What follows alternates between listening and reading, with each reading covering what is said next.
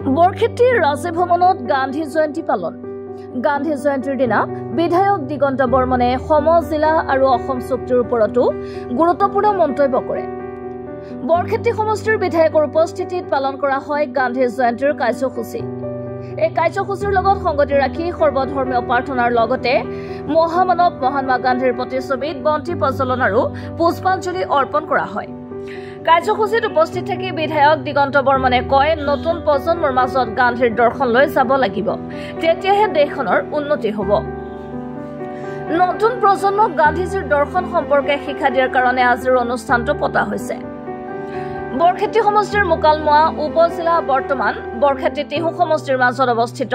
কিবা সাল-সালন হ'ব নেকি এই দিশত প্ৰশ্ন কৰাত বিধায়কগৰাকীয়ে জানিবলৈ দিয়ে যে নতুনকৈ গঠন হোৱা সম জিলা সম্পৰ্কে মুখ্যমন্ত্ৰীয়ে বিধায়কসকলৰ লগত কোনো আলোচনা কৰা নাই বুলি কয়। উদ্দেশ্যটো এটাই যে আমি নতুন প্ৰজন্মৰ মাজত গান্ধীজীৰ দৰ্শনটো লৈ যাব লাগিব, তেতিয়াই দেশখনৰ উন্নতি হ'ব বা তেতিয়াই দেশখনত ধৰ্ম নিৰপেক্ষ যিটো চৰিত্ৰ এই চৰিত্ৰ সেইকাৰণে আমাৰ অসম প্ৰদেশ কংগ্ৰেছ কমিটি জাতীয় কংগ্ৰেছৰ নেতৃত্বই এই সিদ্ধান্ত লৈছে যে আমি নতুন প্ৰজন্মক গান্ধীজীৰ দৰ্শন সম্পৰ্কে আমি শিক্ষা দিয়াৰ কাৰণেই আজি এই অনুষ্ঠান আয়োজন কৰিছোঁ। বুদ্ধ বৰ্মন ডাঙৰীয়াৰ দিনত তৰুণ গগৈ চৰকাৰৰ দিনতে মোকালমোৱা অফিচিয়েলি নটিফাইড মহকুমা হৈছে। ইয়াত এজন চাৰ্কল অফিচাৰক চিভিলৰ দায়িত্ব দিয়া হৈছে।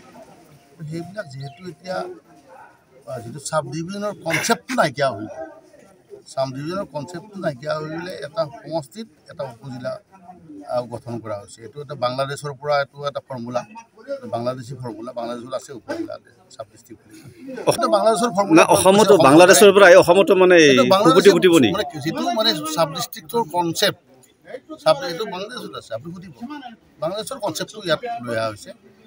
কিভাৱে হয় আমি নাজানো, আমাক এতিয়াও চৰকাৰে জ্ঞাত কৰা নাই। অসম চুক্তিৰ ৬ নং দফা ৰূপায়ণ সমাগত ২০২৬ চনৰ বিধানসভা নিৰ্বাচনৰ ইছ্যু হ'ব নেকি বুলি সোধা প্ৰশ্নৰ উত্তৰত বিধায়কগৰাকীয়ে কয় যে গণতন্ত্ৰত ৰাইজে ৰজা, ৰাইজে বেলট পেপাৰত নিৰ্বাচিত কৰিব।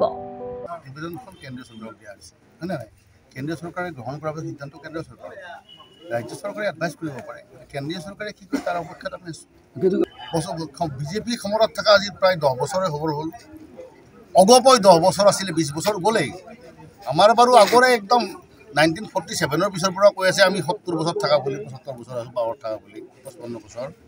তেওঁলোকৰ যদি দুটা হিচাপ কৰা যায়, জনতা পাৰ্টি 2.5 বছৰ আৰু তেওঁলোকৰ বিৰোধীৰ 5 বছৰ, তেওঁলোকৰ প্ৰায় 10 বছৰ, কিমান হ'ল 15 বছৰ, আৰু অগপৰ 5 বছৰ, 25 বছৰ তেওঁলোকে থাকিলে।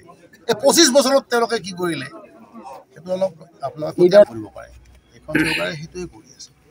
মই ভাবোঁ ৰাজনীতিত দেশত ৰাইজেই ৰজা, ৰাইজে বিচাৰ বিবেচনা কৰিব। সেইকাৰণে আমি গান্ধীজীৰ দৰ্শনটো আনিছোঁ যে গান্ধীজীৰ যি অহিংসা নীতি, এই ধৰ্ম নিৰপেক্ষ নীতি, সেই নীতি নতুন প্ৰজন্মই ল'ব লাগিব।